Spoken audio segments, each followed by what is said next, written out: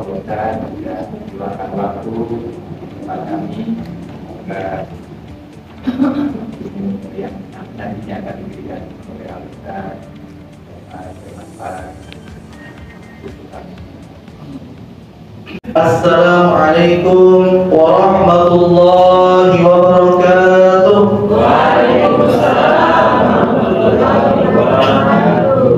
Alhamdulillah, alhamdulillahi wa kafa, wassalatu wassalamu ala sayyidina Muhammadil Mustafa wa ala alihi wa ashabihi ahli sidqi wal wafa. Ashhadu an la ilaha illallah wahdahu la syarika lah wa ashhadu anna Muhammadan abduhu wa rasuluh la nabiyya wa la rasula ba'dah. Allahumma salli wa sallim wa barik ala sayyidina Muhammad wa ala alihi wa sahbihi ajma'in, amma ba'd. Wa qala Allah ta'ala fi kitabihil aziz wa huwa asdaqul qailin. A'udzu billahi minasy syaithanir rajim. Bismillahirrahmanirrahim. Subhanalladzi asra bi'abdihi laylan minal masjidil haram ilal masjidil aqsa alladzi barakna hawlahu linuriyahu min ayatina innahu huwas samiul basir. Sadaqallahul azim wa sadaqa rasulun nabiyul karim wa nahnu insyaallah minasy syahidin wasyakirin walhamdulillahi rabbil alamin. Yang kami muliakan dan yang kami hormati Bapak Ketua Pengurus Masjid Al-Mizan dan juga Bapak Ketua Majelis Taklim Al-Mizan yang dimuliakan dan dirahmati oleh Allah. Yang kami muliakan Bapak Panitera, Bapak Ketua Panitera dan Ibu-ibu Panitera yang dimuliakan dan dirahmati oleh Allah Subhanahu wa taala. Yang kami muliakan para hadirin wal hadirat yang berbahagia. Jamaah. Oh jamaah. Alhamdulillah. Alhamdulillah. Mari kita memperbanyak mengucapkan alhamdulillah. Kita hadir di tempat ini adalah sebuah nikmat, ibu-ibu dan bapak-bapak. Kita bisa berjalan itu adalah nikmat. Maka kita banyak memperbanyak untuk bersyukur kepada Allah.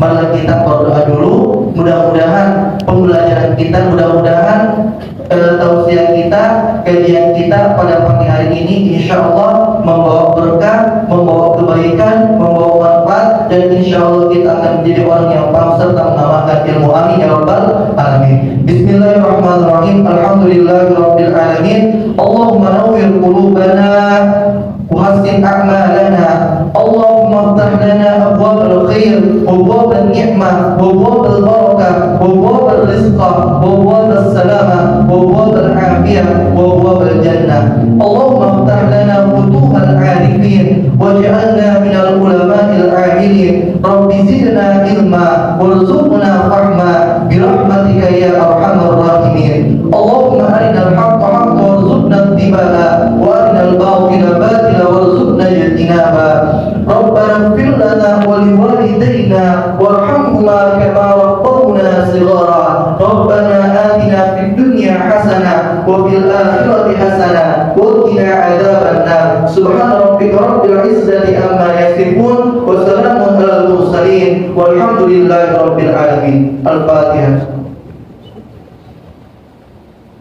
Bapak-bapak dan ibu-ibu yang dimuliakan dan dirahmati oleh Allah Subhanahu wa taala, seperti amanah dari pengurus Majelis Taklim Al-Mizan dan ketua Masjid Al-Mizan, kami diamanatkan untuk sedikit memberikan tausiah tentang Isra Mi'raj dan aktualisasi dalam pekerjaan. Nah, Bapak Ibu yang dimuliakan oleh Allah Subhanahu wa taala. Sebelum kita lanjut, maka kita harus paham dulu. 1400 tahun yang lalu, pada zaman Rasulullah, terjadi sebuah peristiwa yang spektakuler, yang luar biasa, yang amazing. Kenapa dikatakan spektakuler? Ternyata karena waktu yang ditempuh itu sangat cepat, tetapi perjalanan yang ditempuh itu sangat panjang dan sangat jauh. Itulah yang kita dengar, yang kita kenal dengan Isra Mi'raj. Saya mau tanya kepada ibu-ibu dan bapak-bapak sekalian, ada yang tahu berapa jarak antara Masjidil Haram menuju Masjidil Aqsa? Jauh, orang jauh. Itu kata umum, jauh. Ternyata jaraknya adalah 1295 km. Yang dulu 1400 tahun yang lalu tidak ada yang namanya kuda. Tidak ada yang namanya, mohon maaf, tidak ada yang namanya pesawat, tidak ada yang namanya kereta api, tidak ada yang namanya mobil. Dulu cuma ada kuda, ada unta, ada keledai. Nah, orang dulu menggunakan kuda sebagai alat transportasi paling cepat dari Masjidil Haram menuju Masjidil Aqsa. Itu berapa hari? Ternyata ditempuh dalam waktu 1 bulan. Dan kembali lagi Masjidil Aqsa menuju Masjidil Haram ditempuh satu bulan. Berarti PP-nya 2 bulan, 1400 tahun yang lalu. Tetapi beda dengan yang dirasakan dan dilalui serta apa yang dialami oleh Rasulullah, yaitu peristiwa Isra dan Mi'raj itu terjadi hanya sepertiga malam, hanya sebagian malam, sebagaimana hal ini dijelaskan dalam Quran surah Al-Isra. Allah berfirman, Subhanalladzi asra bi'abdihi lailan. Maha suci Allah yang telah memperjalankan hambanya minal Masjidil Harami lailan. Lailan di sini mengandung makna sebagian malam. Jadi kalau ada yang mengatakan satu malam, tafsir ulama mengatakan lailan itu mengandung makna sebagian malam. Saking cepatnya perjalanan itu, yang tadinya ditempuh 2 bulan PP, tetapi Rasulullah hanya sepertiga malam, yaitu dari jam 3 sampai masuk sebelum subuh. Sangat cepat perjalanan itu. Pada 10 tahun kenabian, Rasulullah berbaring di dalam rumahnya. Maka pada malam hari, pada sepertiga malam, datanglah 2 orang malaikat. 2 orang malaikat ini membersihkan dengan cara membelah dada Rasulullah, membelah dada Rasulullah. Dia belah dada Nabi, lalu dibersihkan hatinya, dimasukkan emas keimanan sebelum Rasulullah melakukan perjalanan agung dalam menerima perintah yang agung, yaitu sholat. Apa maknanya? Maknanya adalah, ini kita masuk di aktualisasi bahwa maknanya sebelum kita beribadah kepada Allah, sebelum kita bekerja, sebelum kita bermuamalah, sebelum kita keluar rumah, maka perbaiki niat kita. Perbaiki niat. Innamal a'malu binniyat. Bahwa kita ini, amalan kita itu tergantung niatnya. Kalau niat kita baik, maka kita akan dapat baik juga. Tapi kalau niat kita buruk, maka itu akan kembali kepada kita.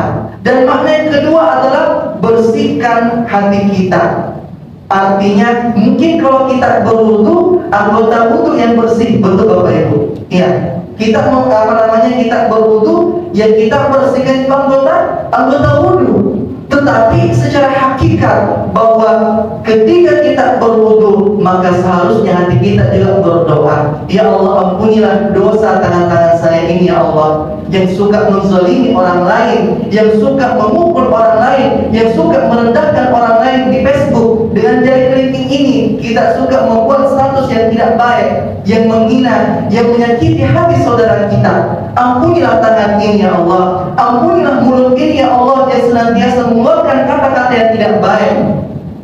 Ampunilah mata ini, ya Allah. Jadi wudhu itu hanya simbolis. Dia membersihkan secara luar, tetapi secara hakikatnya itu adalah pembersihan jiwa. Bagaimana kita bisa membersihkan hati kita dari kotoran-kotoran hati? Maka Ketika Rasulullah berjalan, maka Rasulullah dalam perjalanan itu melihat tanda kebesaran Allah. Ada 4. Yang pertama, Rasulullah melihat ada seseorang itu, kelompok manusia, dia menanam.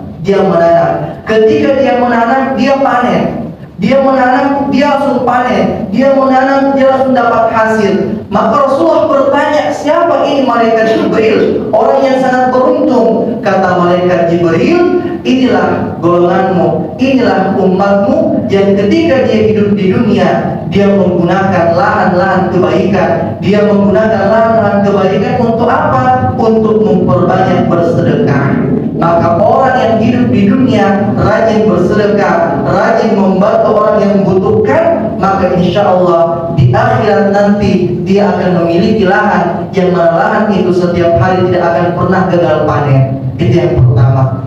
Yang kedua, Rasulullah berjalan lagi, lalu dia melihat ada sekelompok manusia itu kukunya panjang, kukunya sangat panjang, terbuat dari tembaga api neraka.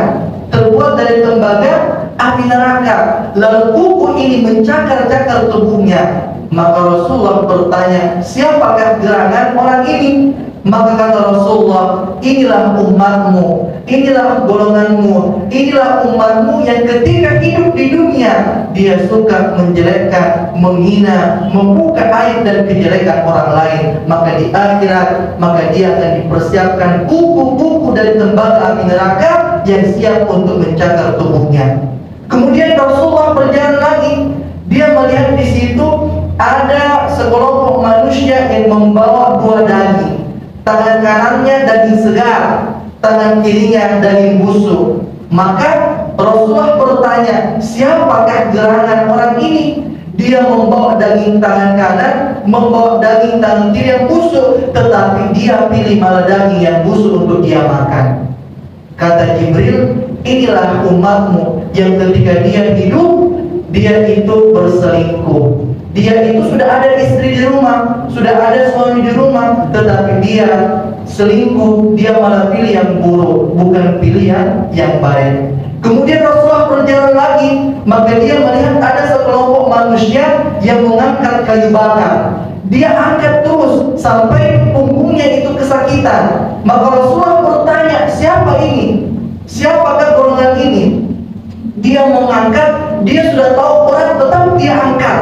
Maka kata malaikat Jibril, inilah umatmu. Ketika hidup di dunia, dia hapus akan yang namanya mau terus mendapatkan jabatan, padahal dia tidak mampu memikul jabatan. Dia bukan ditawarkan, tetapi dia hapus. Dia mau, padahal dia tidak mampu. Nah, mohon maaf Bapak Ibu lahir batin, mohon maaf lahir batin, bukan yang saya maksud diamanahkan, tidak. Tetapi orang yang tidak mampu, tetapi mau terus untuk dapat jabatan, padahal dia tidak mampu. Karena kunci pengabulan doa dari Allah adalah bagaimana kita bisa menjaga ibadah kita, khususnya adalah sholat. Insya Allah dengan sholat maka akan membentuk pribadi-pribadi seorang pegawai yang baik. Kenapa saya katakan baik? Pertama, sholat mengajarkan kita disiplin waktu. Ketika azan kita sholat. Betul Bapak Ibu, disiplin waktu. Yang kedua, sholat mengajarkan kita untuk tidak sombong. Ketika kita mengangkat tangan Allahu Akbar, itu sebenarnya kita seolah-olah meletakkan semua jabatan kita, meletakkan semua kehebatan kita di belakang. Kita hanya menghadap kepada Allah, kita merasa bahwa hanya Allah yang maha besar. Sehingga menghilangkan sifat sombong. Dan sholat juga itu bisa mengajarkan kepada kita untuk menjadi pribadi yang sosial. Kenapa saya katakan sosial?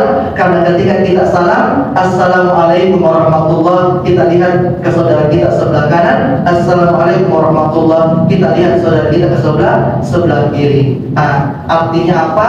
Orang yang sholat tetapi sosialnya kurang baik, maka sholatnya belum sempurna. Ya mohon maaf lahir batin. Orang yang rajin sholat, rajin mengaji, tetapi rajin menyakiti, maka sholatnya belum sempurna. Karena kunci sholat itu adalah bagaimana kita menghadap kepada Allah dan bagaimana kita bisa mendirikan sholat, bukan melaksanakan sholat. Kalau cuma melaksanakan, semua orang bisa, tetapi mendirikan sholat ini harus butuh yang namanya mujahadah, latihan. Karena mendirikan sholat bukan hanya di sholat, bukan hanya dalam sholat, tetapi di luar sholat kita juga mendirikan sholat. Makanya ada hadis mengatakan as-sholatu imadul din, sholat adalah tiang agama. Paman aqama, siapa yang mendirikan? Siapa yang mendirikan? Siapa yang menerapkan prinsip sholat di luar sholat, maka dia telah menaikkan, mendirikan, menegakkan tiang agamanya. Tetapi barang siapa waman hadamah, dan barang siapa yang melalaikan, menghilangkan prinsip sholat dalam pekerjaannya, dalam aktivitasnya, kepada hadamah din, maka dia telah meruntuhkan fondasi agamanya. Maka sholat itu bisa mencegah pelakunya dari perbuatan keji dan mungkar, bisa mencegah pelakunya dari perbuatan yang tidak baik jika sholatnya dia dirikan, bukan hanya melaksanakan. Mungkin hanya itu yang dapat kami sampaikan. Karena sudah jam 9 lewat 20 menit, Pak. Saya mohon maaf dari 3 menitnya. Ada pertanyaan atau gimana? Bagaimana? Ada yang mau ditanyakan? Katakan bahwa kita keluar rumah itu harus memperbaiki, kita punya niat. Ya, betul. Ya, niatnya kita seperti apa. Nah, kalau misalkan ini kebanyakan kan kita ibu-ibu semua bekerja.